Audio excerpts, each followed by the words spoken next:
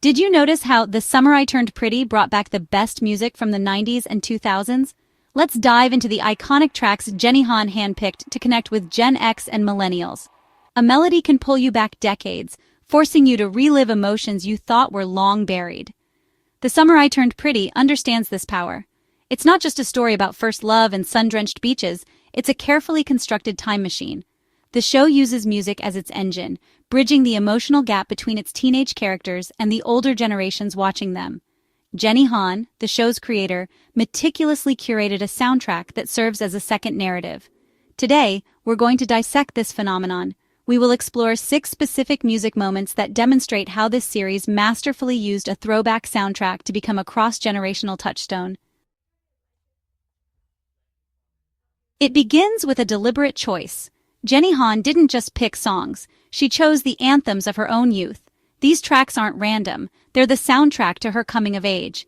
By weaving them into Belly's story, Han creates a bridge between generations. For Gen X and Millennials, a song like Love Fool is a time machine. The music becomes a secret language connecting parents and teens. The result? A layered narrative, one story, many memories. It's a mixtape crafted with care, meant to resonate across generations. In the digital coliseum of social media, a moment's survival depends on its ability to be clipped, shared, and memed. The Summer I Turned Pretty seemed to have cracked the code, and the key was often a perfectly timed, decades-old song. The fusion of high-stakes teenage drama with a blast from the past proved to be an irresistible formula for platforms like TikTok and Instagram. Take, for instance, a scene charged with emotional dynamite. A longing glance, a tearful confession, a climactic kiss. Now, pair that with a song that an entire generation already has a deep-seated emotional connection to. The result is explosive. The throwback track acts as an accelerant, turning a poignant scene into a full-blown cultural moment. The algorithms of these platforms reward familiarity. When a user is scrolling and hears a snippet of a beloved song from their youth, they stop. The music is the hook. They stay for the drama of the scene, and the combination becomes lodged in their brain. This is how the show managed to capture the attention of not just its target Gen Z audience, but also the millennials. It's a symbiotic relationship. The scene gives the old song a new visual narrative, a fresh face for a new generation. In return, the song infuses the scene with a weight and a history that it wouldn't otherwise have. When a clip goes viral, it's not just the actors or the dialogue being celebrated, it's the entire package. The perfect synthesis of sight and sound, of new drama and old feelings. This strategy was particularly effective in creating edits and fan cams. Users would take these pivotal scenes and re-edit them, letting the classic song play out in its entirety. A love triangle is a narrative engine fueled by tension, longing, and unspoken feelings. In The Summer I Turned Pretty, music is the fuel.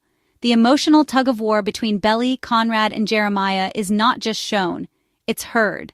The soundtrack becomes the inner monologue for all three, articulating the feelings they can't or won't say out loud. When Belly is with Conrad, the music often reflects a sense of destiny, of deep, complicated history. The songs chosen for their moments often have a melancholic, yearning quality. They speak to the pining and the pain of loving someone who seems just out of reach. Conversely, moments with Jeremiah are frequently scored with more upbeat, optimistic, and pop-infused tracks. The music is sunnier, less complicated. It represents a different kind of love, one that is present, available, and joyful. This musical coding is a brilliant narrative shortcut.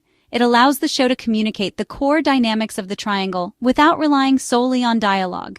A viewer who grew up with these songs instinctively grasps the emotional stakes. They recognize the tortured soul anthem versus the summer romance bop. The show taps into this pre-existing musical literacy. The soundtrack externalizes the internal conflict. Belly's confusion is mirrored in the shifting musical styles. The music guides the audience through her emotional journey. In The Summer I Turned Pretty, every song is a personal choice by showrunner jennyhan, not an algorithm or a committee. The music is woven into the DNA of the story, a mixtape from Han's own life. When a track from 1999 plays in a pivotal scene, you're hearing what was always in the author's head. This personal touch gives the show an authenticity that can't be faked.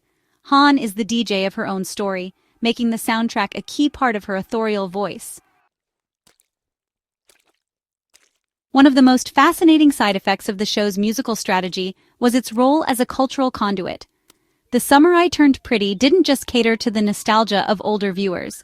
It actively introduced its core Gen Z audience to a catalog of music they might have never encountered otherwise. The show became a time machine in both directions, pulling the past into the present. For a teenager in 2023, the musical landscape is dominated by contemporary artists and TikTok trends. A song from 1998 might as well be from another planet, but when that song is used to score a scene with characters they love and relate to, it's suddenly stripped of its old label. It becomes relevant. It becomes their song too. This phenomenon was quantifiable. After an episode featuring a classic track would air, streaming numbers for that song would often skyrocket. Social media would be flooded with young fans asking, "What's that song from the bonfire scene?" The show was, in effect, creating new fans for artists who had released their biggest hits before this audience was even born. This gave the songs a second life, a surprising and vibrant resurgence. A track that was once relegated to throwback radio stations was suddenly being added to Gen Z's study playlists and workout mixes. The context of the show gave the music a new point of entry, divorcing it from its original era and making it feel fresh and immediate. In a crowded landscape of young adult dramas, a show needs a unique signature to stand out. For The Summeriturnedpretty, that signature is undeniably its soundtrack. The music is not just an element of the show, it is the core of its identity. It's what separates Cousins Beach from the hallways of Euphoria High or the towns of Riverdale. The show's soul is its playlist. This musical identity creates a very specific mood and atmosphere. The blend of contemporary pop with nostalgic throwbacks gives the series a dreamy, timeless quality. It feels both modern and classic at the same time. This aesthetic is instantly recognizable. When you hear that mix of sounds, you're immediately transported to the world of the show. The soundtrack functions as a form of branding. It's as crucial to the show's identity as the sun-drenched cinematography or the coastal setting. Fans don't just love the characters. They love the vibe of the show, and that vibe is meticulously constructed through its musical choices. The playlist is the product, and people are buying into it wholesale. This has allowed the show to build a powerful and cohesive world. The music helps to paper over any gaps in logic or plot, because the viewer is so swept up in the emotional current created by the songs. A scene's success is often measured by its feels, and in this show, the music is the primary delivery system for those feelings. It's the show's most effective tool. Think about how the show is discussed online. So, which throwback song from The Summeriturnedpretty was your favorite? Let us know in the comments, and don't forget to subscribe for more pop culture deep dives. So, the music of The Summeriturnedpretty is far more than a simple collection of songs. It's a narrative device, a marketing tool, and an emotional time capsule. It's the secret ingredient that elevates a simple story of summer love into a cross-generational phenomenon. By weaving the anthems of the 90s and 2000s into the fabric of Belly Conklin's world, jennyhan created a shared emotional space where viewers of all ages could find a piece of themselves. It's a testament to the idea that the feelings of youth are universal, and a great song can make us remember that with painful, beautiful clarity. The show's success demonstrates a profound truth about storytelling. Specificity creates universality.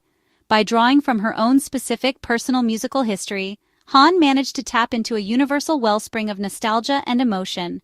The soundtrack is a bridge, not just between Belly and the Fisher Boys, but between the past and the present, between parents and their children. It reminds us that every generation has its own summer, its own heartbreaks, and its own perfect playlist to get them through it all. The series serves as a masterclass in the art of the needle drop, proving that the right song at the right moment can do more than just set a mood. It can define a legacy.